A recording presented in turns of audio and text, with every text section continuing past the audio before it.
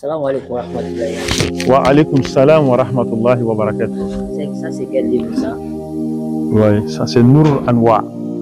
En d'autres termes, La ilaha illallah Muhammad Rasulullah. C'est ce livre que j'ai appelé Origine des créatures. C'est dans ça que je parle de l'unicité de Dieu, la prophétie mohamédienne. C'est un livre que j'aime beaucoup parce que dans ce livre-là, j'essaie de démontrer et de dénoter ce qu'on appelle l'unicité de Dieu et sa véracité. Mais il y a une partie très intéressante dans ce livre que j'aimerais évoquer, entre guillemets. Il y a eu beaucoup de questionnements par rapport à est-ce que Dieu est vrai, est-ce que Dieu existe, est-ce que Dieu n'existe pas. J'ai donné une petite réponse dans ce livre. Et cette réponse, à sa page 11, pour répondre à des détracteurs qui se posent la question est-ce que Dieu existe, que ce soit Dieu, Yeshua, Jésus ou bien Maître suprême chez quelqu'un, mais est-ce que Dieu même, le maître de tous les univers, il existe?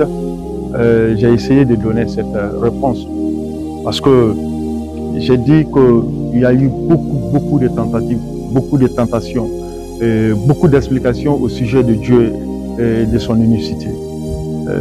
Je me suis référé sur les différents résultats contradictoires de la traduction orale, en passant par des théories darwiniennes et d'autres philosophes qui ont soutenu certains qui ont soutenu que le monde ne serait que le fruit du hasard, soit suite à un Big Bang, et l'homme ne serait que de la transformation, l'homme venu directement des chiens basés. Nous avons entendu trop de choses par rapport à l'homme, au sujet de l'homme et de sa création, au sujet de l'unicité de Dieu, au sujet de la paternité même de la création du monde par Dieu, le Tout-Puissant, qui soit exalté. Donc, c'est ce que j'ai pris. J'ai dit que ces différentes hypothèses contradictoires ne sont en réalité que la patente illustration de l'incapacité de l'homme à cerner la création de l'origine de l'homme qui révèle de la volonté du Tout-Puissant dans sa souveraineté absolue. Ces différentes tentatives et ces hypothèses contradictoires ne sont en réalité que la patente illustration de la faiblesse et de l'incapacité de l'homme. Quand on prend tous ces grands philosophes, des scientifiques, des modernistes qui ont soutenu, d'autres ont dit non, nous venons des chiens passés, des Big Bang, donc ces résultats n'ont pas pu s'accorder sur un seul résultat qui prouve l'incapacité de l'homme face à l'unicité de Dieu, le maître suprême de tous les univers.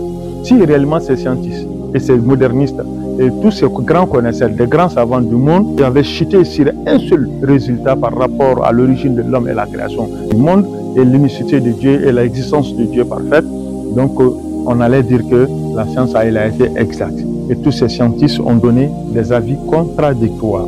En réalité, ces différentes tentatives des scientifiques et modernistes ne sont que des vaines tribulations pour rendre intelligibles leurs différentes pensées. Or, nous savons tous que l'origine d'une existence de quelque univers que ce soit ne peut obéir à des lois conventionnellement établies par l'homme eux-mêmes. Donc, c'est Dieu qui est le maître suprême de tous les univers. C'est ça, Nur Anwar, Wahidul Kaha, Zul Jalali wal Ikram, la force des forces. Il existe, il est le créateur des cieux et de la terre. Salam alaikum wa rahmatullahi wa barakatuh.